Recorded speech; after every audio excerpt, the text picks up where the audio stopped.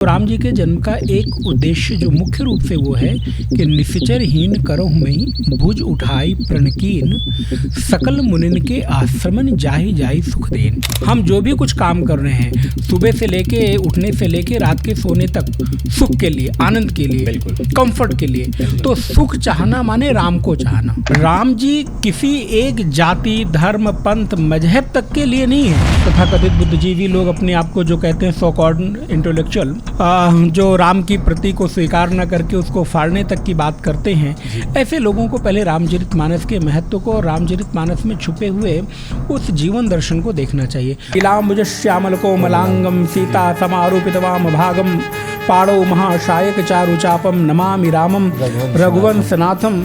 आज के समय में हम लोग जो है राम जी के चरित्र से आंतरिक शांति कैसे प्राप्त कर सकते हैं? जेहि विधि होई नाथ हित मोरा करऊं सो वेगी दास में तोरा।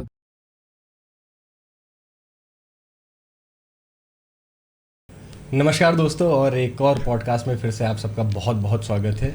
और मैं उमेश, साथ में है उत्कर्ष भैया। और आज के जो हमारे गेस्ट हैं वो फिर से हमारे पॉडकास्ट चैनल पे रिपीट हुए हैं और बड़ी हम लोगों का सौभाग्य है, तो मैं उनसे आप सबका परिचय कराता हूं। आज के जो हमारे गेस्ट हैं वो लखनऊ चिन्मया सेंटर के प्रमुख आदरणीय ब्रह्मचारी श्री कौशिक चैतन्य जी हैं। महाराज जी हरिओम। हरिओम सभी को नमस्कार। हरिओम। कैसे हैं आप? बिल्कुल ठीक है। जब हम लोगों ने शुरुआत में पॉडकास्ट शुरू किया था तो आपके पास गया था, दूसरा पॉडकास्ट मैंने आपके साथ शूट किया था। अब तो कई हो चुके हैं और आप फिर से आए, हम लोगों को बहुत सौभाग्य की बात है हमारे साथ। और क्योंकि जो प्रश्न हैं हमारे, और उन प्रश्नों का अच्छा उत्तर हमें आपसे ही मिल सकता है, तो बहुत बहुत धन्यवाद। हम लोग पूरी कोशिश करेंगे कि जो भी आपके प्रश्न हैं उनको शास्त्र की और वर्तमान समय के अनुसार पर चर्चा करने का प्रयास किया जाए। बिल्कुल स्वामी जी। तो स्वामी जी, मैं अपना पहला प्रश्न पूछता हूँ आपसे कि भगवान श्री राम के ऊपर है। हम मर्यादा पुरुषोत्तम भगवान श्री राम की नगरी में बैठे हैं, अयोध्या में। तो भगवान श्री राम का जो जन्म है और उनके जन्म का उद्देश्य क्या है? जी बिल्कुल ठीक कहा आपने। देखिए, परमात्मा जब भी धराधाम पर आते हैं तो वो किसी कारण से आते हैं, किसी उद्देश्य से आते हैं। जैसे हम लोग ही यहाँ बैठे हैं तो हमारे बैठने का कोई उद्देश्य है? बिल्कुल निरर्थक तो हम लोग नहीं बैठे हैं। नहीं। तो जब वो निर्गुण निराकार परमात्मा सगुण साकार के रूप में, चाहे वो राम जी के रूप में आए, चाहे कृष्ण जी के रूप में आए, या अन्य किसी अवतार के रूप में आए, तो उसका एक उद्देश्य होता है। तो राम जी का जन्म, जैसा कि हम लोग सब लोग जानते हैं कि श्री अवध में, अयोध्या में हुआ, जहाँ जिस भूमि में हम लोग बैठे चर्चा कर रहे हैं और हम लोग राम जी के ऊपर चर्चा कर रहे हैं। तो राम जी के जन्म का एक उद्देश्य जो मुख्य रूप से वो है कि निश्चरहीन करहु महि भुज उठाई प्रणकीन सकल मुनिन के आश्रमन जाहि जाहि सुख देन। जो भी वैदिक सनातन धर्म के विपरीत आचरण करने वाले लोग हैं, राक्षस आसुरी प्रवृत्ति के लोग हैं, दुष्ट हैं, उनका संहार करना, ऋषियों मुनियों के तप को स्वीकार करना, प्रसन्न होकर उनके आश्रमों में जाना, उनको दर्शन देना, उनको सुख पहुंचाना। तो राम जी के आने का उद्देश्य है असुरों का संहार और संत जनों को सुख आनंद की अनुभूति कराना। इसलिए हम लोगों के जीवन का भी उद्देश्य तो आनंद प्राप्ति ही तो है, सुख ही तो है। तो अगर हम लोग देखें तो अगर हम लोग सुख चाहते हैं, इस संसार में कौन ऐसा व्यक्ति है जो सुख नहीं चाहता? सभी लोग सुख चाहते हैं। हम जो भी कुछ काम कर रहे हैं सुबह से लेके उठने से लेके रात के सोने तक सुख के लिए, आनंद के लिए, कंफर्ट के लिए, तो सुख चाहना माने राम को चाहना। क्योंकि सुख का दूसरा नाम ही राम है। राम जी के बारे में कहते हैं, जो आनंद सिंधु सुख राशि सीकर ते त्रैलोक्य सुपासी। जिसके नाम के स्मरण से, दर्शन से, चर्चा से, उनके मनन से चित्त में व्यक्ति के सुख और आनंद मिले, उसी को तो राम कहते हैं। तो अगर हम लोग आनंद चाह रहे हैं, सुख चाह रहे हैं, इसका मतलब राम को चाह रहे हैं। तो इस दुनिया में कोई ऐसा नहीं है कि जो राम को न चाहे, क्योंकि सुख को चाहना माने राम को चाहना। बिल्कुल। अच्छा स्वामी जी, अयोध्या राम मंदिर दर्शन आपने किया, कैसा लगा आपको? बड़ा सौभाग्य मेरा रहा और मैं शताब्दियों के इस प्रतीक्षित भगवान श्री राम मंदिर की प्रतिष्ठा का साक्षी बना, जहां हमारे कितनी सारी पीढ़ियां राम मंदिर के उस प्राण प्रतिष्ठा के लिए प्रतीक्षित रहीं, अपना जीवन उन्होंने न्यौछावर कर दिया। ऐसे प्राण प्रतिष्ठा के अवसर पर भी मुझे जाने का अवसर मिला, मैं उसमें गया, ये मेरा सौभाग्य है। और वहाँ जाकर एक जो गर्व की अनुभूति हुई, राम जी के प्रतिष्ठा के भीतर पहुंचकर एक जो अपने आप में सुख की अनुभूति हुई, जैसे उस समय लगा कि सच में कोई ऐसा बदलाव, कोई ऐसी बयार बही कि सभी के चित्त में एक आनंद लहर दौड़ पड़ी। तो मुझे लगता है जितने भी लोग वहाँ पर, हजारों लोग उपस्थित थे, तो हजारों लोगों के मन में केवल और केवल एक ही चीज़ था, वो है सुख, आनंद और गर्व। बिल्कुल। जो हिंदू सनातन धर्मावलंबी इतने वर्षों से प्रतीक्षित था, ऐसे अपने राम जी को अपने बीच में पाकर हम लोग गौरवान्वित अनुभव कर रहे थे। जी, बड़ा अच्छा लगा आपने अयोध्या और भगवान श्री राम के मंदिर के लिए इतना अच्छा बोला। आप लोग जब अंदर बैठ के कार्यक्रम देख रहे थे तो मैं गेट के बाहर था। हम लोग टीवी पे देख रहे थे। हम लोग लगातार, अब वो एक व्यवस्था है, उसमें सब लोग तो नहीं हो सकते हैं। बिल्कुल बिल्कुल। तो वो तो हमें स्वीकार करनी पड़ेगी, और नहीं, बुराई भी नहीं है इसमें कोई। और हम लोग जब मोदी जी ने और सभी ऋषियों ने, गोविंद गिरी जी महाराज ने उनको चरणामृत पिला और जब पूजा हुई तो उतना हम लोग टीवी पे देखे और बस तुरंत बाइक उठाए और भागे अयोध्या की तरफ कि अब सड़कों पे घूमेंगे और वहाँ मंदिर के बाहर के और होते, बड़ा अच्छा था। वहाँ की जो दिव्यता थी वो महसूस हो रही थी, जमीन से मतलब वाइब निकल रही थी कि कुछ मतलब पॉजिटिव, ऐसा लग रहा था जैसे अपने आप में कोई बदल रहा हो, कोई चीज रिचार्ज फील कर रहे थे हम लोग वहाँ पे। जी अच्छा, तो स्वामी जी जैसे जन्म की बात किया भगवान श्री राम के, तो इसी से आगे एक प्रश्न और मैं जोड़ूंगा कि वर्तमान परिप्रेक्ष्य में अगर हम बात करें तो राम जी का, भगवान श्री राम का क्या महत्व है? बिल्कुल, बहुत सुंदर प्रश्न किया कि अगर मैं इसी को थोड़ा सा और प्रश्न को एक अच्छे तरीके में बोलूं कि राम जी की पूजा क्यों करूं।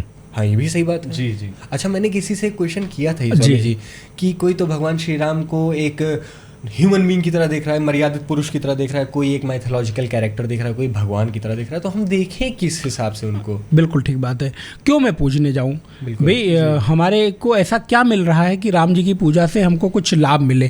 क्योंकि प्रत्येक व्यक्ति बिना लाभ के कोई काम करता नहीं है ना, बिना स्वार्थ के कोई काम नहीं। तो आपका जो प्रश्न है कि राम जी का क्या परिप्रेक्ष्य है वर्तमान समय में, तो सबसे पहले तो मैं ये बात कहूँ कि भारत भूमि का जो प्रथम स्वर है वो राम है जी। इस भारत भूमि में जो प्रथम भोर की किरण होती है वो राम से प्रारंभ होती है। चाहे हमारे भारत का कोई किसान हो, चाहे कोई मध्यम वर्गीय व्यक्ति हो, स्त्री पुरुष नर नारी, प्रत्येक व्यक्ति के मुख पे एक सहजता सरलता में जो नाम निकल कर आता है वो राम है। क्या बात है। मिलते भी हैं तो राम राम। हाँ, जय राम, जय राम जी की, जय सिया राम जी की। तो एक जो प्रत्येक व्यक्ति के भाव की सहज अभिव्यक्ति है वो राम है। अर्थात राम हमारे जीवन के भीतर अनुसूत है। जैसे हम जब माला देखते हैं, कोई फूलों से गुथी हुई होती है, तो माला का जो प्रत्येक फूल है वो अलग अलग है। लेकिन प्रत्येक अलग अलग फूलों को एक साथ गूंथ कर रखने वाली जो धागा है वो दिखाई नहीं देता, लेकिन उसी धागे के कारण ही सारी बिखरी हुई फूल एक साथ माला बनकर सुंदरता का दर्शन देते हैं। क्या बात है। ठीक उसी प्रकार प्रत्येक मानवता को जो अलग अलग बिखरी हुई है, उस बिखरी हुई मानवता को एक धागे की तरह पिरोकर रखने वाली जो शक्ति है, जो ऊर्जा है, उस ऊर्जा का नाम राम है। क्या बात है। तो इसलिए राम हमारे जीवन के लिए इसलिए महत्वपूर्ण है। आप राम की पूजा करके राम पर उपकार नहीं कर रहे हैं, भगवान श्री राम पर एहसान नहीं कर रहे हैं। राम जी की पूजा करके आप अपने ऊपर उपकार कर रहे हैं, एहसान कर रहे हैं, क्योंकि आप अपने भीतर की छुपी हुई ऊर्जा को अनुभव कर रहे हैं। इसलिए राम जी की पूजा, राम जी का चिंतन, राम जी का मनन, राम जी के चरित्र और उनके आदर्श को जीवन में उतारना, अर्थात अपने भीतर समाहित उस अनंत ऊर्जा को जागृत करना है जो आपके भीतर सोई हुई है, जो आपके भीतर अभी है तो लेकिन आपने पहचाना नहीं है। इसलिए राम आपके जीवन का वो स्वर है जिसके जागृत होने से आपका जीवन झंकृत हो उठेगा, झनकार उठेगा, जिसके वो होने से आपके भीतर चेतना जागृत हो जाएगी। इसलिए वर्तमान समय में राम जी की पूजा का जो महत्व है वो राम जी के लिए नहीं है, बल्कि हमारे स्वयं के लिए है, स्वयं की ऊर्जा को जागृत करने के लिए है। बिल्कुल, आपने जो बीच में एक लाइन बोली, सबसे ज़्यादा तो इंसान को प्रेरित करने वाली वो लाइन लगी कि भगवान श्री राम पूरी मानव जाति के एक थ्रेड है, एक धागा जो सबको जोड़ के रखा है। बिल्कुल, किसी भी जाति, किसी भी धर्म, किसी भी कोई भी हो गया, समाज विशेष का व्यक्ति है, वो कहीं ना कहीं भगवान राम से जुड़ा है। चाहे हम कम्बोडिया देखें, चाहे इंडोनेशिया देखें, चाहे ईरान देखें, हर जगह भगवान श्री राम के साक्ष्य हैं। आप जहाँ भी देखिए राम जी के प्रत्येक साक्ष्य को आपको देखने को मिलेगा। बिल्कुल। अच्छा, राम जी किसी एक जाति, धर्म, पंथ, मजहब तक के लिए नहीं है। जो राम जी के व्यक्तित्व को, राम जी के स्वरूप को, राम जी के कृतित्व को, जो व्यक्ति जहाँ है, जिस रूप में है, वहाँ अगर देखेगा तो राम जी को अपने से जुड़ा हुआ अनुभव करेगा। कोई वनवासी देखे तो राम जी को वनवासी के रूप में पाएगा। कोई कंदराओं में रहने वाला ऋषि, मुनि, महात्मा जो तप कर रहा है, वो राम जी को देखेगा तो तपस्वी राम के रूप में पाएगा। कोई बहुत बड़ा इस प्रकार का व्यक्ति है जिसके पास शासन है, सत्ता है, पद है, प्रतिष्ठा है, तो वो राम जी को देखेगा तो राजा के रूप में पाएगा। तो राम जी का अलग अलग चरित्र प्रत्येक व्यक्ति को जोड़कर रखने वाला है। अच्छा स्वामी जी, इसी से एक क्वेश्चन जोड़ूंगा हम दोनों लोगों के लिए, क्योंकि आपसे ये पूछना उचित रहेगा कि आपने जैसे बोला ना कि भगवान श्री राम सबसे, और सब लोग उनको जोड़ सकते हैं, आदिवासी, राजा, कोई भी। तो हम लोग की जो इस समय उम्र है, युवा अवस्था है, हम लोग कहीं ना कहीं शिक्षा के क्षेत्र में और कार्य में अब आगे बढ़ रहे हैं। अभी हम लोग ट्रेनिंग पीरियड में हर चीज़ के। हमको भगवान श्री राम को किस नज़रिए से देखना चाहिए और अपने जीवन में उनको किस तरीके से उतारना चाहिए हमारी उम्र के लिए? बहुत सुंदर। मैं आपको थोड़ा सा रामचरितमानस की ओर लेकर चलता हूँ। रामचरितमानस जो आज के मैं क्या कहूँ, तथाकथित बुद्धिजीवी लोग अपने आप को जो कहते हैं सो कॉल्ड इंटेलेक्चुअल, जो राम की प्रति को स्वीकार न करके उसको फाड़ने तक की बात करते हैं, ऐसे लोगों को पहले रामचरितमानस के महत्व को और रामचरितमानस में छुपे हुए उस जीवन दर्शन को देखना चाहिए। रामचरितमानस में कुल 7 कांड हैं। अगर हम 7 कांडों को, बाल कांड को लेकर, अयोध्या कांड, अरण्य, किष्किंधा, सुंदर लंका और उत्तरकांड, तो प्रत्येक कांड के जो राम हैं वो अलग हैं। अगर मैं बाल कांड को देखूं तो वो राम बाल राम है, बाल रूप के वर्णन है। अयोध्या कांड को अगर आप देखें तो वो राम युवा राम है, राजकुमार नहीं, राजकुमार नहीं। अच्छा। राजकुमार तो आप उत्तरकांड में देखेंगे जहां पर राम जी का राज्याभिषेक हो रहा है। अच्छा, तब राजकुमार हो रहे हैं। तो अयोध्या कांड में देखेंगे जहां वो नर नारियों के साथ खेल रहे हैं, कूद रहे हैं, अपनत्व के साथ मिल रहे हैं, तो वो युवा राम है। बिल्कुल। और अब जब अरण्य कांड में आ जाएंगे तो वो राम वनवासी हो गए। इसलिए राम होने के लिए घर की सुख सुविधाओं का त्याग करके वनवासी होना पड़ेगा। कोई घर में रहकर सुख सुविधाओं का उपभोग करते हुए कभी राम नहीं बन सकता। राम होने के लिए उसको गिरी कंदराओं, वनों में भटकना पड़ेगा। इसलिए राम जब वन गए तो राम बन गए। अच्छा, ये अच्छी लाई थी, राम बन गए तब बन गए। वन माने जंगल और बन माने कुछ हो जाना। तो राम जब वन गए तो राम बन गए। इसलिए अगर हमें भी कुछ बनना है तो हमें भी उन सुख सुविधाओं का, उस कंफर्ट जोन से बाहर निकलकर त्याग करना होगा, तब करना होगा। राम अगर अयोध्या में राजकुमार के रूप में अयोध्या में ही रह जाते तो शायद कि राम अयोध्या तक सीमित हो जाते। लेकिन राम जी ने उस राजकुमार के रूप का त्याग करके तपस्वी वेश धारण किया, राजसी वेश त्याग करके वनवासी वेश धारण किया, तपस्वी राम हुए, जटाजूट धारण किया और वन में निकल गए।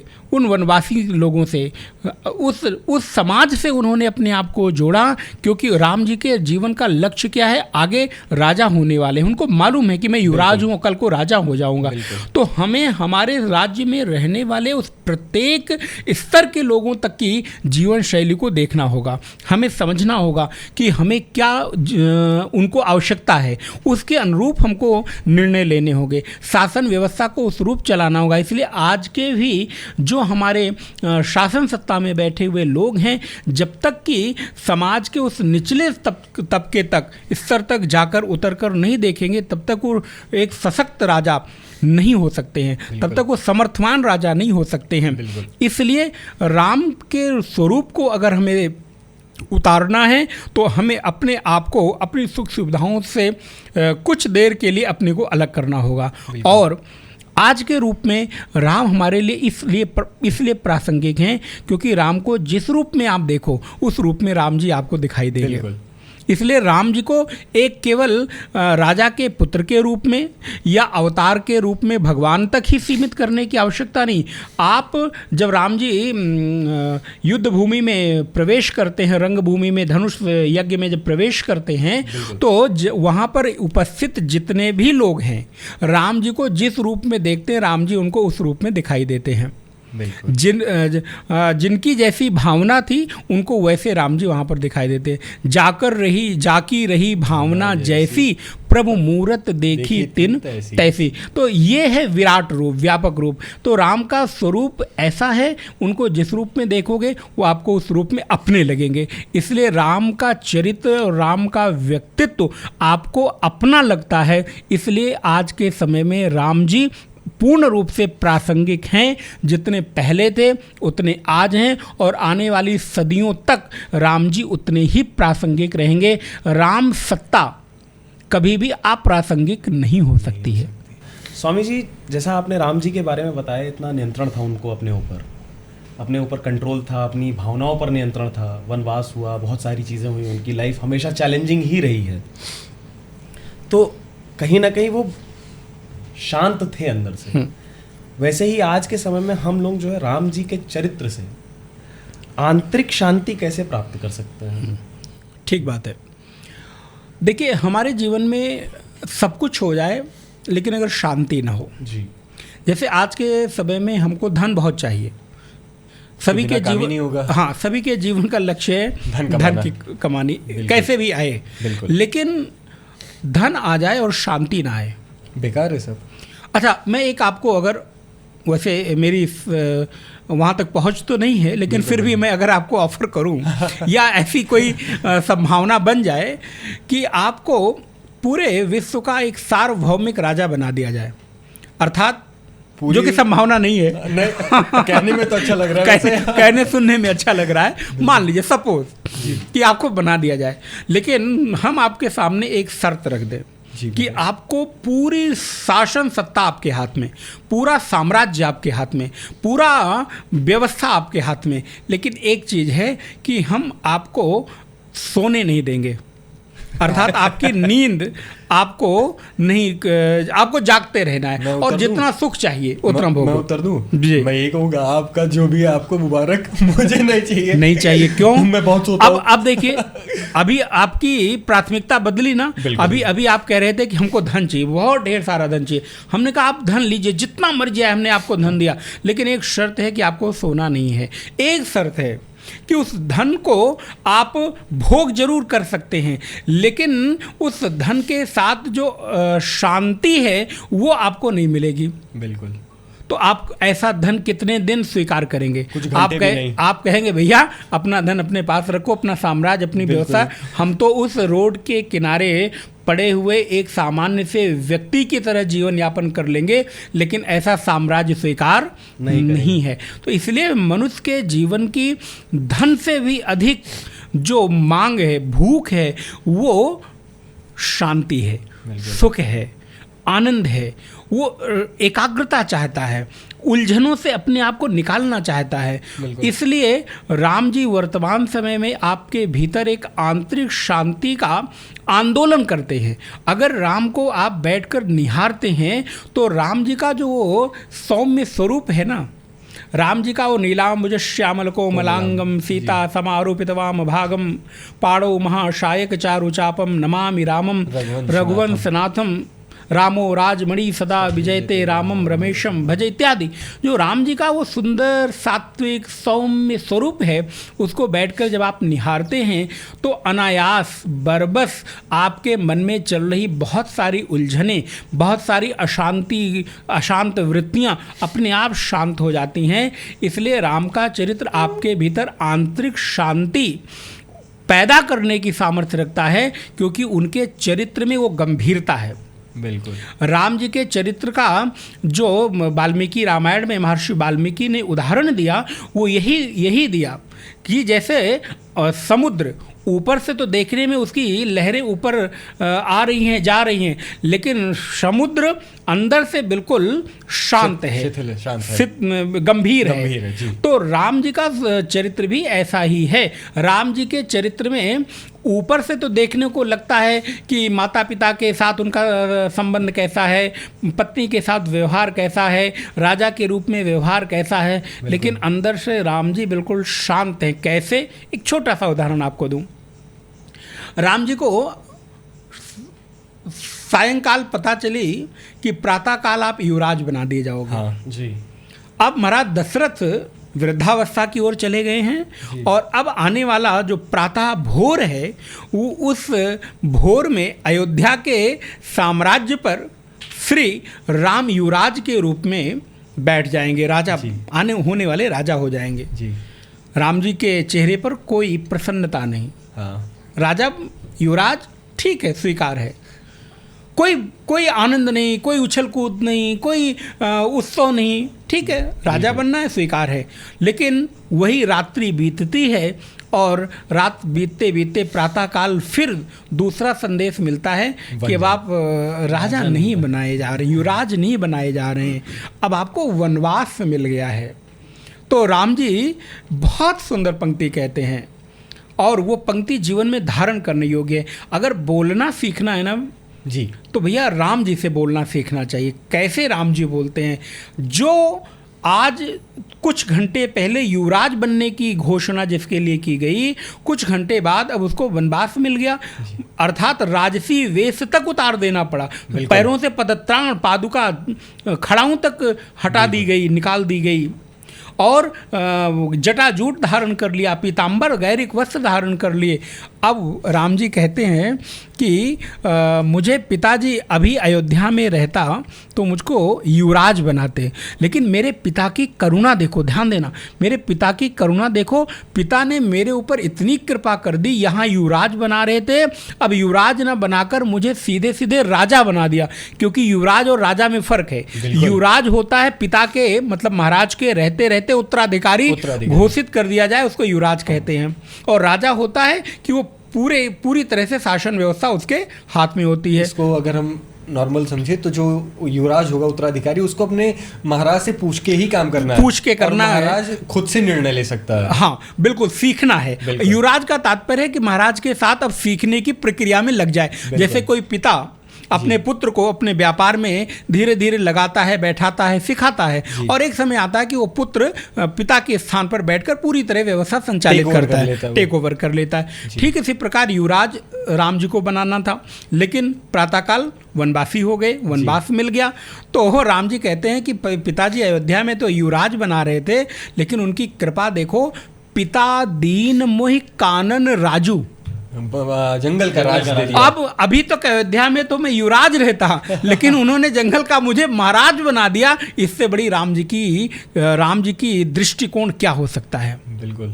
या इससे बड़ा अपने पिता के प्रति उनका नजरिया क्या हो सकता है कि पिता के उस वचन में उन्होंने दोष नहीं देखा, बल्कि ये राम का आदर्श रूप है कि अपने पिता में उन्होंने वो दृष्टिकोण देखा उस परिस्थिति में। इसलिए प्रत्येक व्यक्ति के जीवन में परिस्थितियां आती हैं, उस परिस्थिति में आपका नज़रिया कैसा है, आपका दृष्टिकोण कैसा है। राम जी तो ये भी कह सकते थे, देखो हमारे पिताजी अभी हमको युवराज बना रहे थे और हमें जंगल का वनवासी बना दिया। विद्रोह भी कर सकते थे, वो आदेश मानने न मानने के लिए स्वतंत्र थे, लेकिन राम ऐसा कभी कर ही नहीं सकते। राम जी से कभी आदेश न मानने की कल्पना भी नहीं की जा सकती, इसीलिए तो राम है जी, इसीलिए तो राम है। तो राम जी कहते हैं पिता ने मुझे महाराज बना दिया, ये दृष्टिकोण है। ये राम जी के वर्तमान समय में परिपेक्ष और प्रासंगिकता है कि आप उनसे क्या सीख सकते हैं। क्या हम भी ऐसे किसी जीवन में प्राप्त परिस्थिति में ऐसी प्रतिक्रिया दे सकते हैं?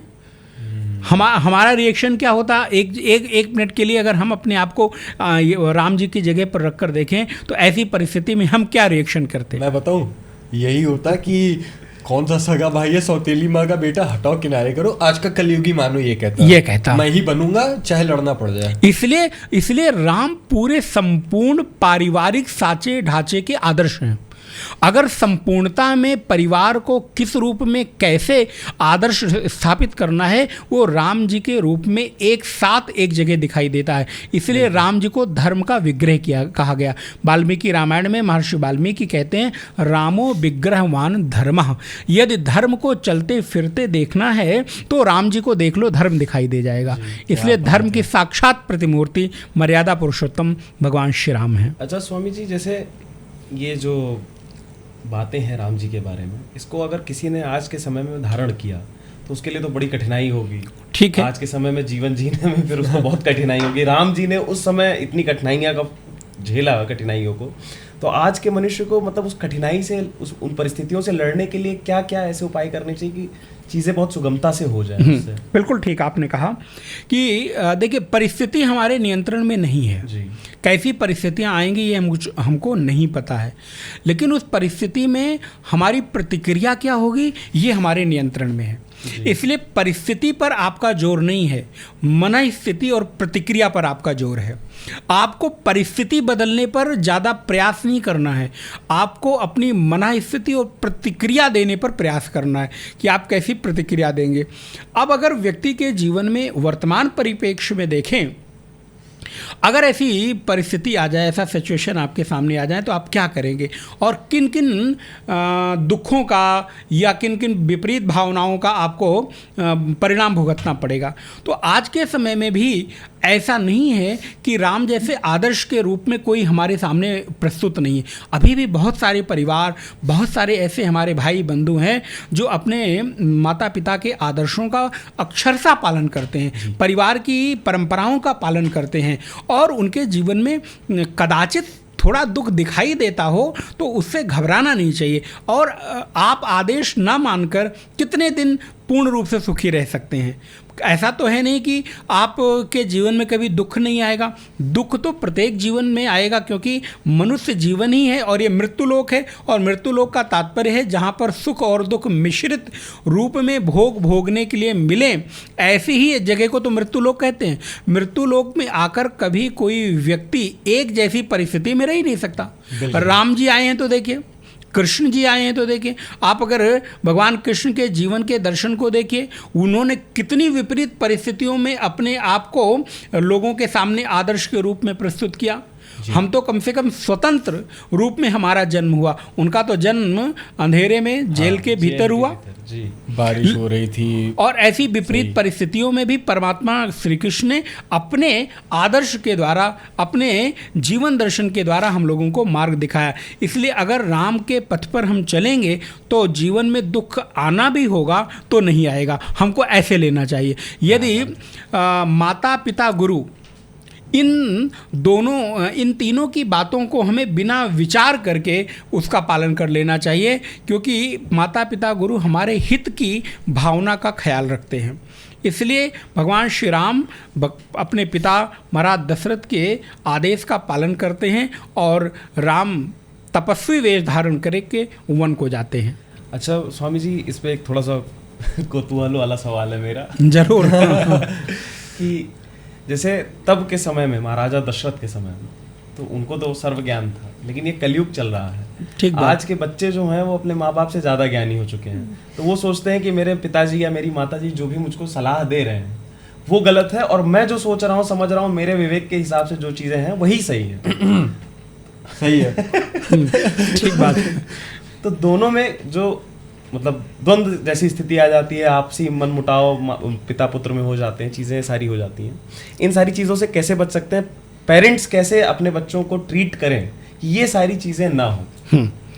देखिए, ये आज के वर्तमान परिप्रेक्ष्य में देखा जाए तो एक बहुत सामान्य सी घटना हो गई। प्रत्येक घर में पिता पुत्र में द्वंद्व एक बड़ी साधारण सी बात हो गई। पिता को लगता है जिन संघर्षों से मैं निकल कर आया उन्हीं संघर्षों को तुम भी पालन करो और वहाँ तक पहुँचो। पुत्र को लगता है कि इस चीज़ को आज के समय में देखा जाए ऐसे बदल देंगे तो इतना संघर्ष नहीं करना पड़ेगा, लेकिन पिता को लगता है कि नहीं, हमने जैसे काम किया, जिस पैटर्न पे काम किया उसी पैटर्न पर होना चाहिए। ऐसे समय में हम लोगों को मिलकर आपसी समझ के साथ थोड़ा सा सामंजस्य बैठाना होगा, थोड़ा पिताजी को भी हमें समझाना होगा, थोड़ा हमें उनके अनुसार चलना होगा और समय परिस्थितियों के अनुसार निर्णय लेने की क्षमता होनी चाहिए। इसीलिए हमारे भीतर विवेक दिया है भगवान ने, बिल्कुल, इसीलिए हम मनुष्य कहलाते हैं। इसी विवेक के आधार पर ही तो मनुष्य संपूर्ण प्राणियों के ऊपर शासन करता है। हाँ, सबसे श्रेष्ठ है, सबसे श्रेष्ठ है। नहीं तो आपके पास आपसे ज़्यादा बलवान पशु है, हाँ, बिल्कुल, आपसे ज़्यादा भोजन पशु करता है, आपसे ज़्यादा काम करने की क्षमता पशुओं में है, लेकिन उसके बाद भी ऐसे बलवान, शक्तिमान, सामर्थ्यमान पशुओं पर भी आप शासन करते हैं। किसके बल पर? बल के बल पर नहीं, भुजाओं के बल पर नहीं, विवेक और बुद्धि के बल पर। तो अगर ऐसी कोई परिस्थिति आ जाए तो ऐसे में पिता पुत्र को बैठकर परिस्थितियों के अनुसार सामंजस्य बैठाकर एक बीच का मार्ग निकालना चाहिए, जिससे पिता के भी भावों का ख्याल रखा जा सके और वर्तमान में भी हम प्रगति कर सकें और हम उस दिशा में आगे बढ़ सकें। अच्छा, तो स्वामी जी आपने इतना अच्छा चरित्र के बारे में बताया भगवान श्री राम के, तो एक प्रश्न इसी से है कि भगवान श्री राम एक आदर्श चरित्र कहे जाते हैं और हर रूप में हम लोग उनको देखते हैं, पिता, पुत्र, दोस्त और शिष्य, राजा, पति, शत्रु, इन जितने भी रूप हैं इनके बारे में आप कुछ बताइए, किस तरीके से वो आदर्श है। राम का जो चरित्र है वो पूर्ण रूप से आदर्शवान है जी। जिस भी, आज की भाषा में मैं बोलूं, जिस भी कैरेक्टर में आप राम जी को देखना चाहते हैं उस कैरेक्टर में राम जी परफेक्ट खरे उतरते हैं। बिल्कुल। चाहे राम जी को एक पुत्र के रूप में लेते हैं, एक बाल्यकाल से उनके चरित्र पर हम लोग विचार करते हैं। सबसे पहले राम जी एक पुत्र हैं। हाँ। एक पुत्र के रूप में अपने पिता के आदेशों का पालन करके राम जी ने पुत्र का आदर्श स्थापित किया। तो एक आदर्श पुत्र कैसा व्यवहार करे ये राम जी से सीखने को मिलता है जी। उसे थोड़ा और आगे बढ़ते हैं। राम जी एक आदर्श शिष्य हैं, जो आज के समय में बहुत जरूरी हो गया है। जहां हम अपने गुरुओं को सीखते तो हैं लेकिन उनके प्रति कृतज्ञ नहीं रहते। सीख के और आगे बढ़ गए, कुछ हमें आज तक ख्याल भी नहीं रहा। लेकिन भगवान श्री राम एक आदर्श शिष्य हैं जी। गुरु वशिष्ठ के सानिध्य में रहते हैं, विश्वामित्र जैसे ऋषि के सानिध्य में रहते हैं और उनके प्रति उनका जो कर्तव्य है, उत्तरदायित्व है, उस कर्तव्य का निर्वहन करते हैं। विश्वामित्र जी के साथ जब भगवान श्री राम जाते हैं तो महाराज विश्वामित्र को उन्होंने निर्भ्रांत कर दिया, मतलब उनको निश्चिंत कर दिया। अच्छा। कि आप जाइए, यज्ञ करिए, अब राक्षस आपका कुछ बिगाड़ नहीं सकते, क्योंकि हे गुरुदेव, मुझ जैसा, राम जैसा एक शिष्य आपके लिए रक्षा के लिए खड़ा है, इसलिए अब कोई आपके यज्ञ में विध्वंस नहीं कर सकता। ये राम का एक आदर्श शिष्य के रूप में उदाहरण देखने को मिलता है। उसे थोड़ा आगे बढ़ें। राम जी जब जनकपुर में जाते हैं तो एक आदर्श नागरिक के रूप में उन्होंने वहाँ पर अपने आप को प्रस्तुत किया। जब जनकपुर में गए हैं तो राम जी अभी दूल्हा नहीं बने हैं, राम जी अभी वहाँ पर उनका ब्याह नहीं हुआ है, राम जी अभी वहाँ पर एक केवल सामान्य नागरिक के रूप में गए हैं। लेकिन अयोध्या से और जनकपुर की यात्रा के बीच, अर्थात एक राज व्यवस्था से, एक शासन व्यवस्था से दूसरी शासन व्यवस्था में प्रवेश करने पर एक नागरिक का व्यवहार कैसा होता है, वो राम जी ने वहाँ पर आदर्श प्रस्तुत किया। राम जी जिस समय गुरु की आज्ञा लेकर छोटे भैया लक्ष्मण के साथ कुसुम वाटिका में जाते हैं और भगवती सीता का प्रथम बार उनको दर्शन होता है, उस समय उन्होंने अपनी दृष्टि को कितना मर्यादित रखा है। अर्थात एक आदर्श पुरुष के रूप में, एक आदर्श नागरिक के रूप में, एक स्त्री को देखकर, भगवती सीता को देखकर उनके मन में किसी भी प्रकार का ऐसा विचार नहीं आया जो अमर्यादित हो। तो ये भी राम जी के आदर्श से सीखने को मिलता है कि जब आप अपने घर से कहीं बाहर निकलते हैं, बाजार जाते हैं, समाज में जाते हैं, परिवार में जाते हैं, किसी अन्य देश में जाते हैं, दूसरे राष्ट्र में जाते हैं, तो एक आदर्श नागरिक के रूप में आपका व्यवहार कैसा हो, आपकी दृष्टि कैसी हो, आपके देखने का तरीका कैसा हो, क्योंकि आंखें बहुत कुछ बता देती हैं। कई बार हमारे शब्द झूठे हो सकते हैं जी, लेकिन हमारी आंखें कभी झूठी नहीं होती हैं। आंखों के माध्यम से बहुत सारे सच जो शब्द बयां नहीं करते वो आंखें बयां कर देती हैं। जी, वो एक लाइन आप लोगों ने सुनी होगी कि तुमने किताब बहुत पढ़ी होगी और तुमने चेहरा नहीं पढ़ा है, ऐसे इस तरह की पंक्तियां मैं मर्यादा के कारण उसको बोल नहीं सकता। तात्पर्य क्या है कहने का कि आप शब्द तो बनावटी हो सकता है, आप शब्द को कई बार बनाकर बोल सकते हैं, लेकिन आपका जो व्यवहार है वो कभी बनावटी नहीं। कितनी देर, थोड़ी देर के लिए आंखें सच बोल देती हैं। इसलिए भगवान श्री राम का एक नागरिक के रूप में कुसुम वाटिका में जब प्रथम दर्शन माता सीता के साथ होता है तो उन्होंने इतना मर्यादित व्यवहार किया है कि भगवती पराम्बा सीता के मन में राम जी को देखकर स्वभावतः एक आदर्श प्रस्तुत हो गया। स्वभावतः भगवती सीता राम जी के प्रति नतमस्तक हो गई। ऐसा भी कोई पुरुष हो सकता है? भला देखने के बाद उसकी दृष्टि दोबारा उठी ही नहीं। जी, ये कितना मर्यादित व्यवहार है। तो राम जी से सीखने के लिए बहुत है। और राम जी जब एक आदर्श विवाह हो जाता है तो एक आदर्श पति के रूप में, बिल्कुल, एक आदर्श शत्रु के रूप में, हाँ, ये सबसे ये बहुत महत्वपूर्ण है। राम जी ने शत्रुता भी निर्वहन की, तो आदर्श के साथ, मर्यादा के साथ। कभी उन्होंने अपने शत्रु के साथ ऐसा व्यवहार नहीं किया। इसलिए गोस्वामी तुलसीदास जी तो ये कहते हैं रामचरितमानस में कि राम जी ऐसे हैं जिनको शत्रु भी देखकर प्यार कर बैठता है।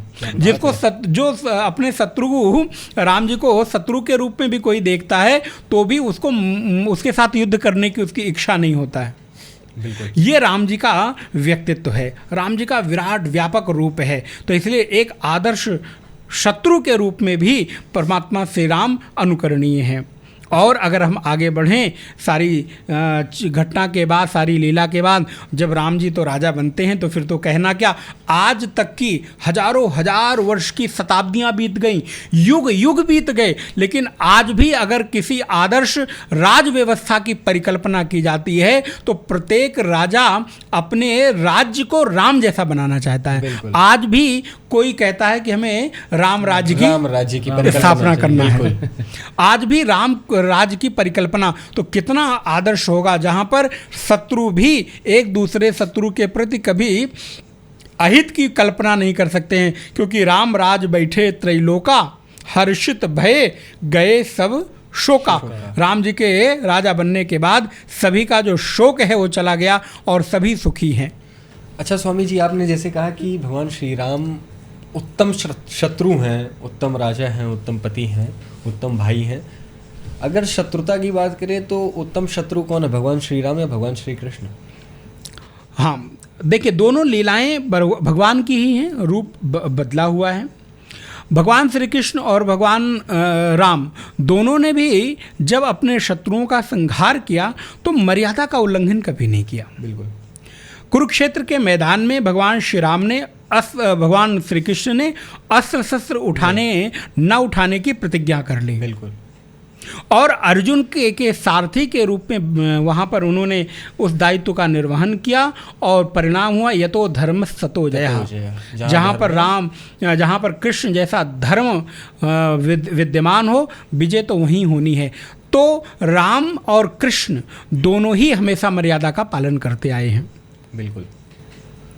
स्वामी जी, जैसा आपने बताया अभी कृष्ण जी के बारे में, राम जी के बारे में, अच्छे शत्रु रहे, हर एक चीज़ में सर्वगुणों संपन्न रहे, तो आज के समय में जैसे सशक्त और समर्थ राष्ट्र निर्माण के लिए राम जी का क्या महत्व है, उनसे क्या सीख ले सकते हैं अपने इस जैसे जो भारत राष्ट्र है इसको और सशक्त और समर्थ बनाने के लिए क्या क्या उनसे? बहुत सुंदर। आज के समय में इसकी महती आवश्यकता प्रतीत हो रही है। हम सब जहाँ हैं, जिस रूप में हैं, और मैं आपके दर्शकों से भी विनम्र निवेदन करूँगा कि आप सब लोग भी, मेरी माताएं, बहनें, भाई, बंधु, छोटे बड़े जितने भी लोग उमेश जी के और आपके इस पूरे वार्ता को, चैनल को देख रहे हैं और चीज़ों को देख रहे हैं, आप सब लोग जहाँ हैं, जैसे हैं, जिस रूप में हैं, आप राष्ट्र के प्रति अपने उत्तरदायित्व को पहचानें। बिल्कुल जी। आपका आपके जीवन के साथ साथ राष्ट्र के प्रति भी कुछ कर्तव्य है जी। आपका जीवन केवल आपके लिए नहीं है। जैसे कि जिस घर में आप पैदा होते हैं, जिस कुल में पैदा होते हैं, उस कुल की संस्कृति का उत्तरदायित्व तो आपके ऊपर आ जाता है। आप क्या कहते हैं, ये मेरे परिवार की परंपरा है। भले कितनी भी विपरीत परिस्थिति हो, कष्ट हो, लेकिन फिर भी आप अपनी परंपरा का पालन करते हो। ऐसे ही जैसे आप अपने कुल की परंपरा का पालन करने के लिए अपने आप को मजबूती से खड़ा करते हो, मैं निवेदन करूंगा, आप लोग भी युवा हैं, आपके दर्शक भी प्रत्येक वर्ग से आते हैं, बिल्कुल। सारे लोग अपने कर्तव्यों के साथ जो आपको ड्यूटीज मिली हैं, उसके साथ साथ राष्ट्र के प्रति आपका क्या कर्तव्य उत्तरदायित्व है, उस पर भी थोड़ा चिंतन करिए। थोड़ा थोड़ा भी यदि हमारा कंट्रीब्यूशन होगा तो हम अपने देश को एक मजबूत स्थिति में ले आकर खड़ा करेंगे, क्योंकि देश की मजबूती केवल शासन सत्ता से नहीं होगी। बिल्कुल। शासन सत्ता का सहयोग जब तक नागरिक नहीं करेगा, अब अगर हम अपने द्वार का, घर का कूड़ा निकाल कर सड़क पर डालेंगे तो सरकारें क्या करेंगी? सही, कब तक साफ करेंगी? वो कब तक, कितना करेंगी? वो एक व्यवस्था दे सकती है, लेकिन उस व्यवस्था का संचालन और उस व्यवस्था में सहयोग हमें और आपको करना होगा। इसलिए जब तक हम एक मजबूती के साथ, हमारे सारे युवा भाई, बंधु, माताएं, बहनें अपने उत्तरदायित्व का पालन नहीं करते, तब तक भारत को एक सशक्त और समर्थ राष्ट्र के रूप में प्रतिष्ठित नहीं कर सकते। और वर्तमान में महती आवश्यकता अनुभव हो रही है कि प्रत्येक नागरिक उठे और राष्ट्र के प्रति जो उत्तरदायित्व है उसका पालन करे। उठो मेरे वीर जवानों, और देश के प्रति जो आप कर सकते हो उसको करने के लिए प्रतिबद्ध हो जाओ। हमारे पूज्य गुरुदेव कहते हैं, आप जितना इस देश से, समाज से, राष्ट्र से लेते हैं, उससे अधिक पैदा कर बांट देने के लिए कटिबद्ध रहें। यदि देश आपको सुविधाएं दे रहा है, शासन आपको सुख और व्यवस्थाएं दे रहा है, तो कम से कम आप उसका रख रखाव तो करिए। बिल्कुल। अब आप कहीं गए, अरे ये तो मेरा नहीं है, आपने तोड़ दिया। आप कहीं जा रहे हैं, आपने कहीं गंदा कर दिया। आप कहीं जा रहे हैं, आपने कहीं कूड़ा डाल दिया। तो ये आपकी आपसे अपेक्षा नहीं की जाती है। इसलिए राम जी का जो राज्य है वो सशक्त है, मजबूत है, समर्थ है, और जब तक राम जी के चरित्र की स्थापना नहीं होगी, तब तक भारतवर्ष एक सशक्त राष्ट्र के रूप में मजबूती के साथ खड़ा नहीं हो सकता। इसलिए राम जी के चरित्र के साथ हमको ये सीखना होगा कि राम जी ने अपने राज्य की व्यवस्था कैसे संचालित की। जब हमारा राष्ट्र सशक्त होता है, राष्ट्र मजबूत होता है, तो राष्ट्र में रहने वाला व्यक्ति भी मजबूत होता है। ध्यान रखा जाए, राष्ट्र की मजबूती के लिए नहीं है, आपकी मजबूती के लिए है। आपके समर्थवान होने से, अगर आपका घर मजबूत होगा तो घर में रहने वाला व्यक्ति मजबूती का अनुभव करेगा कि नहीं? बिल्कुल करेगा। समर्थवानता का अनुभव करेगा कि नहीं? जी। अगर आपके पिता के पास सामर्थ्य है, धन है, तो क्या वो पिता की सामर्थ्य है? आप उस पिता की सामर्थ्य को अपनी सामर्थ्य समझते हैं ना, कि मेरे पिता ये हैं, मेरे बाबा ये हैं, मेरे दादा ये हैं, मेरे नाना ये थे। तो आपको गर्व कैसे हो रहा है? क्योंकि वो मजबूत थे, वो समर्थवान से सशक्त थे, तो उनकी सशक्ति को, उनकी मजबूती को आप अपने से जोड़ते। वैसे ही जब हमारा देश, राष्ट्र मजबूत होगा तो मैं अपने आप को मजबूत हूँ ये अनुभव कर सकूँगा। और कमज़ोर समाज कभी भी अपने पैरों पर खड़ा नहीं हो सकता है। इसलिए जिस समाज में अपनी संस्कृति कमज़ोर हो जाती है, अपनी भाषा कमज़ोर हो जाती है, अपना खान पान संस्कार कमज़ोर हो जाता है, धीरे धीरे वो राष्ट्र कमज़ोर होने लगता है, और वो राष्ट्र एक समय ऐसा आता है कि पतन की ओर हो जाता है। इसलिए राष्ट्र की मजबूती के लिए सारे स्तंभों पर हमको काम करना होगा।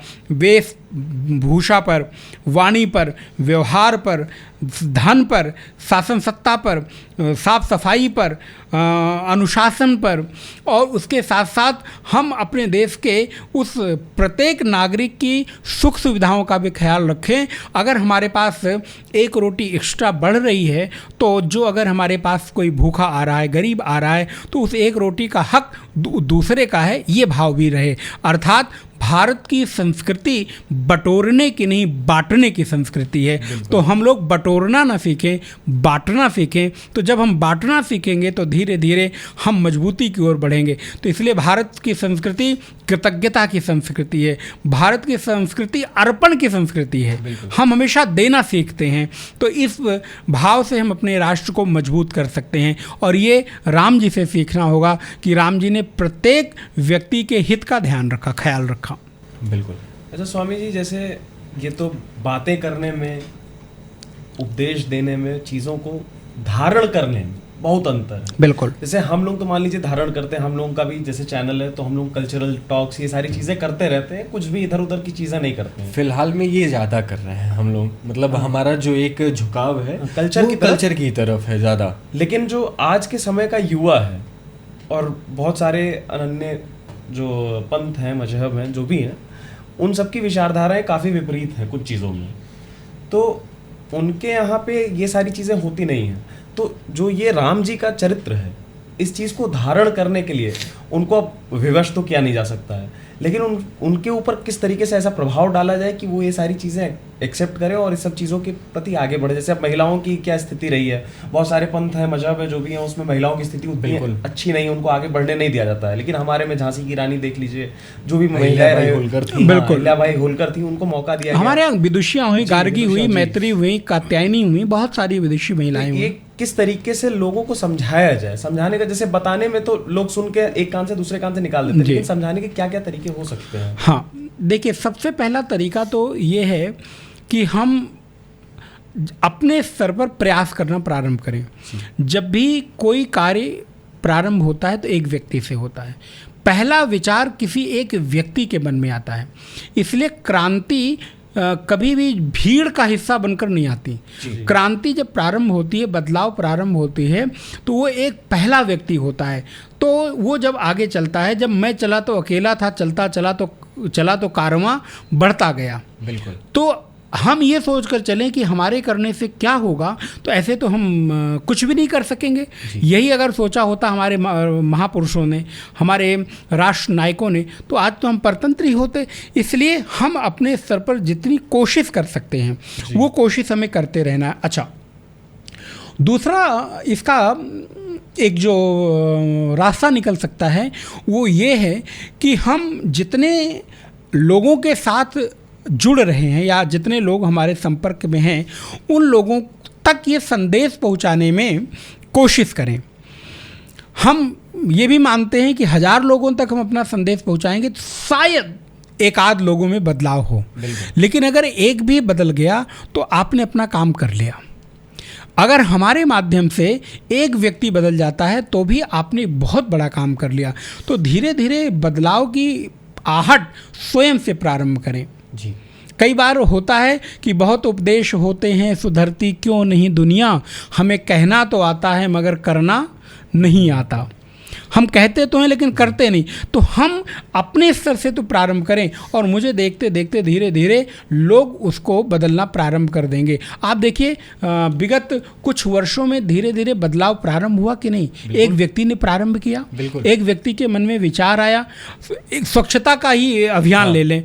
आप कल्पना करिए, एक राष्ट्र के राष्ट्राध्यक्ष को स्वच्छता के लिए उपदेश देना पड़े, स्वच्छता के लिए आह्वान करना पड़े, लोगों से प्रार्थना करनी पड़े, लेकिन ठीक है, की गई, उसका बदलाव दिखाई दिया। हाँ, एक समय था स्वामी जी कि अयोध्या में राम की पैड़ी, जो इस समय जहाँ पर लेजर शो और ये सारी चीज़ें दीपावली में होती है, दीपोत्सव का कार्यक्रम, हम लोग वहाँ पर खड़े नहीं हो सकते थे। बिल्कुल। इतना ज़्यादा वहाँ पर पानी में पॉलीथीन और तेज़ भर का कचरा जो हो सकता है, जो हम लोग बोल भी नहीं सकते, वो सारी चीज़ें वहाँ पर आसानी से जा नहीं सकते थे। जाने का कारण ये था वहाँ पे क्योंकि बगल में नागेश्वर नाथ मंदिर और कालेराम, तो वहाँ पे जाना ही पड़ता था।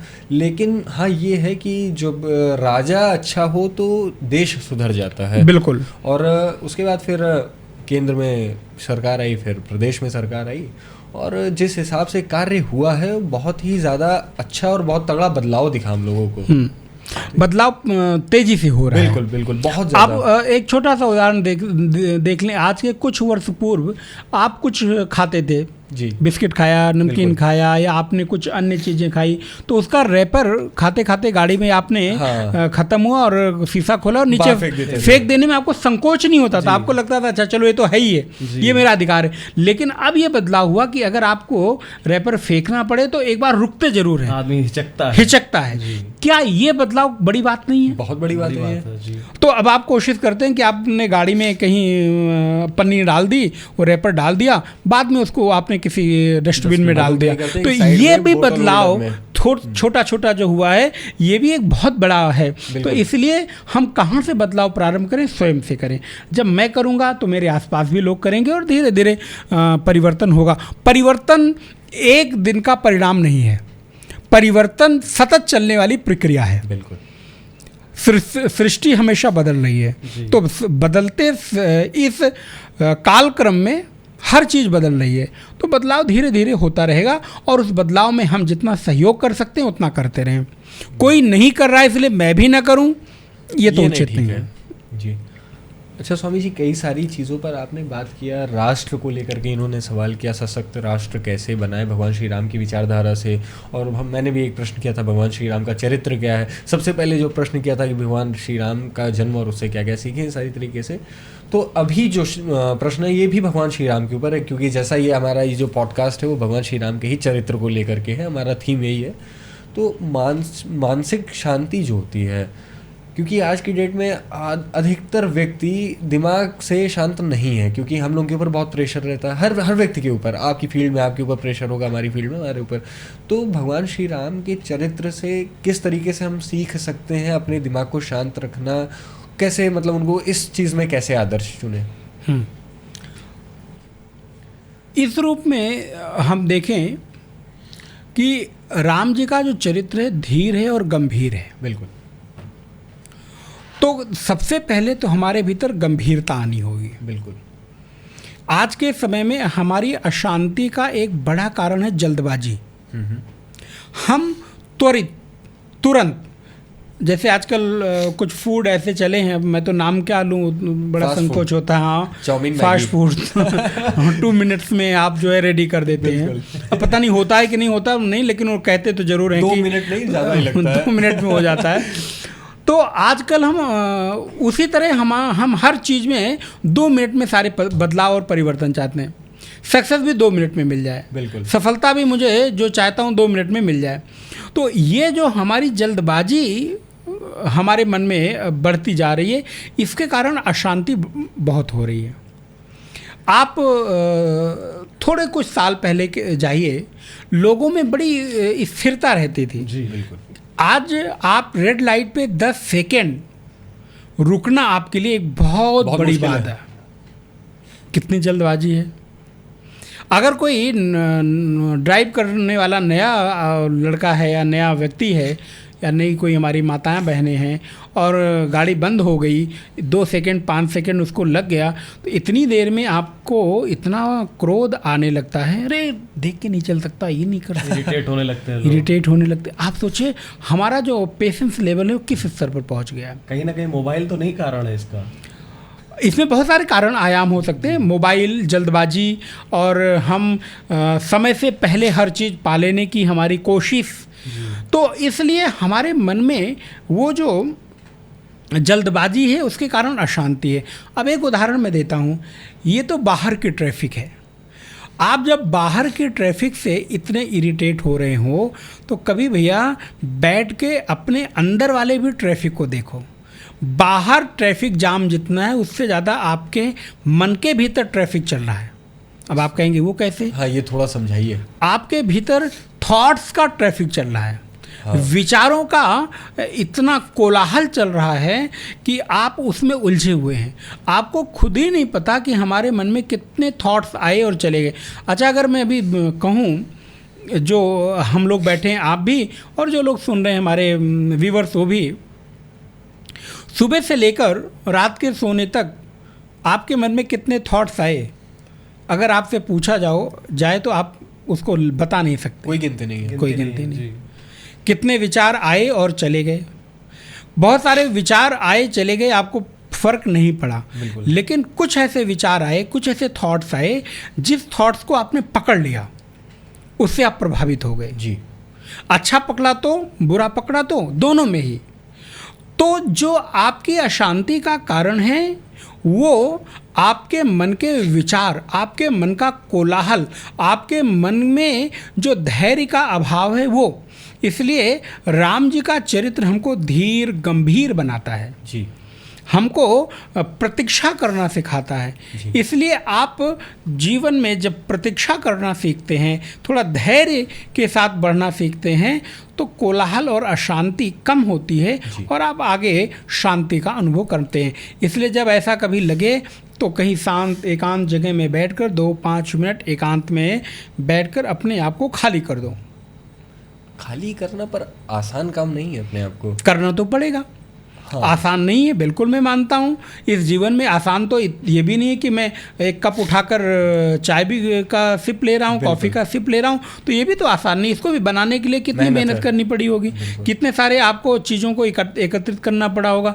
तो जब आपको एक बाहर की चीज़ को पाने के लिए इतनी कोशिश करनी पड़ी, तो इनर इंजीनियरिंग के लिए भी तो आपको थोड़ी कोशिश करनी पड़ेगी। बिल्कुल। और मेरे दिमाग में अभी एक छोटा सा ऐसे बात आई, मैं आपसे रखना चाहूँगा कि जैसे आपने कहा खाली करना पड़ेगा, इस प्रश्न के बाद तुरंत स्ट्राइक किया दिमाग में कि राम ही जी की अगर बात करें तो खाली करने का शायद एक अच्छा उत्तम ये भी तरीका हो सकता है कि जिस हमारे जो ईष्ट हैं या जिस देवता से हमारा बहुत ज़्यादा दिल लगता है, मन लगता है, हम उनके मंदिर में जाके कुछ देर शांति से बैठ के उनका भजन कर लें, तो शायद ये सबसे बेस्ट तरीका होगा खाली करने का।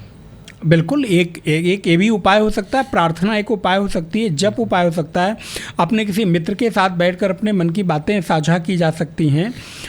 ये बहुत सारे उपाय हो सकते हैं। मेडिटेशन उसका एक बहुत बड़ा उपाय हो सकता है, ध्यान कर सकते हैं। ये बहुत सारे उपाय हैं जो किए जा सकते हैं।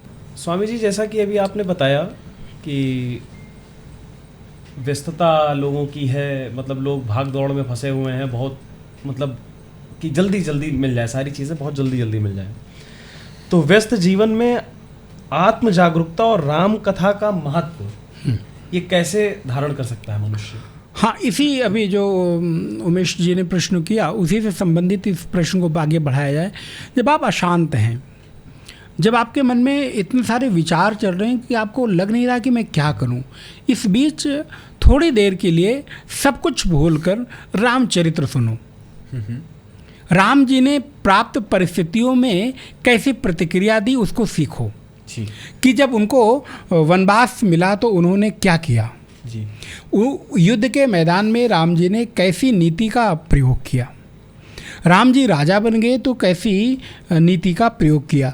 तो जब आप राम कथा सीखते हैं, पढ़ते हैं, सुनते हैं, नहीं कुछ कर सकते तो रामचरितमानस की 2-5 पंक्तियां गुनगुनाना शुरू कर दें, और कुछ नहीं कर सकते तो मैं तो ये कहता हूँ कि ऐसे समय में नारद जी के जीवन से एक प्रसंग हमको सीखना चाहिए। अच्छा। जब नारद जी के मन में उलझन चल रही थी, नारद जी का मन बहुत एक तरह से संसार की ओर आकर्षित हो रहा था, तो उन्होंने भगवान विष्णु के सामने जाकर प्रार्थना की, प्रभु मुझे नहीं मालूम मेरा हित किसमें है। और उन्होंने बड़ी सुंदर लाइन की, मुझे बड़ा पसंद आता है कि जेहि विधि होई नाथ हित मोरा, करऊँ सो वेगी दास में तोरा। तो जब आपको कहीं कोई रास्ता न दिखे तो अपने आराध्य के सामने, अपने इष्ट के सामने, और ना भी कहीं आराध्य और इष्ट मंदिर में जाएं तो कहीं भी शांत एकांत जगह में आंख बंद करके और अपने हृदय में बैठे हुए भगवान को याद करें और हाथ जोड़कर प्रार्थना करें, प्रभु मुझे मार्ग दिखाओ, मुझे रास्ता दो, मुझे कोई उलझन में रास्ता नहीं दिखाई दे रहा है। तो आप सच मानो आपके अंतःकरण में बैठा हुआ जो सच्चिदानंद परमात्मा है आपको कोई मार्ग जरूर देगा। इसलिए जय विधि होई नाथ हित मोरा, करऊँ सुबेगी दास में तोरा। बिल्कुल, बड़ा ही सरल तरीके से आपने चीज़ों का आंसर दे दिया। और ये जो आपने चौपाई है ना ये चौपाई रामचरित चौपाई मानस। बहुत ही अच्छी चौपाई है और इससे हम लोगों को ये सोचना चाहिए कि हम लोग जो मंदिर में जाते हैं कुछ भी मांगने लगते हैं, उससे ज़्यादा अच्छा ये है कि भगवान के पास जाके ये बोले कि प्रभु जो सही है वो दो। हमको नहीं मालूम हमारा हित किस में है, बिल्कुल, क्योंकि आप हमें हमसे भविष्य ज़्यादा नहीं पता। जानते हो हमारे बारे में, इसलिए आपको जो अच्छा लगे वो दे दो। भगवान मांगने पर देंगे भी तो नहीं ना, जो हम चाहेंगे वो थोड़े देंगे, वो तो जो उन्हें सही लगेगा वो देंगे, बिल्कुल। अच्छा स्वामी जी, बहुत सारी चीज़ें आपने बता दी भगवान श्री राम के चरित्र के बारे में। ये एक प्रश्न है, मुझे नहीं लगता इस प्रश्न की यहाँ पर जगह है, लेकिन मैं पूछ रहा हूँ, छोटे और बड़े की अगर बात करें, कौन से भगवान छोटे कौन से भगवान बड़े, उसमें दो भगवान को मैं यहाँ पे रख रहा हूँ। भगवान श्री राम 12 कलाओं से परिपूर्ण थे, उनका जो अवतार था, और भगवान श्री कृष्ण 16 कलाओं से परिपूर्ण थे। तो भगवान श्री राम बड़े हैं या भगवान श्री कृष्ण बड़े हैं? गोस्वामी जी ने इसका बड़ा सुंदर समाधान किया। को बड़ छोट कहत अपराधु, जी, मैं किसको छोटा और बड़ा कहकर अपराध करूं, क्योंकि मेरे लिए दोनों ही बराबर हैं। जी, अगर अवतार की दृष्टि से देखें तो भगवान श्री राम पहले आते हैं, हाँ, भगवान श्री कृष्ण बाद में आते हैं। लीला की दृष्टि से देखें तो भगवान श्री राम को मर्यादा पुरुषोत्तम कहा जाता है, भगवान श्री कृष्ण को लीला पुरुषोत्तम कहा जाता है। भगवान श्री कृष्ण ने मर्यादा पूर्वक जीवन कैसे जिया जाए, जीकर दिखाया, उसको हमें पालन करना चाहिए। और भगवान श्री कृष्ण ने अर्जुन को जो उपदेश दिया, उनके बताए हुए गीता का अनुसरण करके जीवन कैसे जिए, उसको हमको उस मार्ग पर चलना चाहिए। तो इसलिए श्री कृष्ण के उपदेशित मार्ग का अनुसरण करें और राम जी ने जैसा जीवन जिया उसका आचरण करें। अगर श्री कृष्ण के प्रत्येक लीला के साथ आप वैसा करना चाहेंगे तो फिर बड़ा कठिन लगता है। कई बार लोग श्री कृष्ण के नाम को लेकर, जैसा कि हम लोगों ने पिछले भी शायद चर्चा के दौरान रासलीला पर बात की थी, पर बात किया था, पिछले महाराष्ट्र पर बात की थी, तो कई बार हम अपनी उस वासना और कामना की पूर्ति के लिए महाराष्ट्र का आलम्बन ले लेते हैं। बिल्कुल। अच्छा भैया चलो ठीक है, आपने श्री कृष्ण का नाम लेकर एक बहाना बना लिया। तो श्री कृष्ण ने ये भी तो किया कि एक छोटी सी अवस्था में अपनी कंष्टका उंगली पर गिरिराज को धारण कर लिया। तुम जरा एक पत्थर को धारण करके दिखाओ, 5 किलो का ही पत्थर उठा ले कोई, पत्थर उठा के दिखाओ। भगवान श्री कृष्ण ने कालिए का नाथन किया, कालिया नाग के ऊपर नृत्य किया और उसके विष का हरण किया। तो आप जरा एक आध बूंद ही कुछ करके देख लो। हाँ, मैं इसका कोई पालन मत करना, मैं जस्ट आपको बता रहा हूँ। नहीं, ये उसी तरीके से आप कह रहे हैं जैसे आज के लोग कहते हैं ना, भगवान शंकर के नाम पे गांजा फूक रहे, बोलना नहीं चाहिए शब्द। बिल्कुल बिल्कुल, भगवान के नाम पर आप अपनी कामना की पूर्ति कर रहे हो, अपने नशा के लिए भगवान को आलम्बन बना रहे हो, ये पाप है। इस पे तो हम लोग यही कहते हैं कि भगवान शंकर का नाम लेके तुम नशा कर रहे हो, दारू पी रहे हो, दम है तो हलाहल पियो। बिल्कुल, तो इसलिए ये पाप है और ये अपराध है। आप भगवान के नाम का आलंबन लेकर अपने गलत कार्यों को जस्टिफाई नहीं कर सकते और नहीं करना चाहिए। इसलिए भगवान श्री कृष्ण और भगवान श्री राम अपने काल में, अपने युग में आए, उन्होंने लीला किया और लीला संवरण करके अपने धाम को गए। इसलिए बड़ा और छोटा कोई नहीं, हमारे परमात्मा की सारी लीलाएं समान हैं। श्री कृष्ण और श्री राम, आपके अगर मैं कहूँ कि राम जी बड़े, आप कहें कृष्ण जी बड़े, तो ये तो फिर बात में झगड़ा हो जाएगा। इसलिए हमारे आराध्य मेरे लिए बड़े, आपके आराध्य आपके लिए बड़े।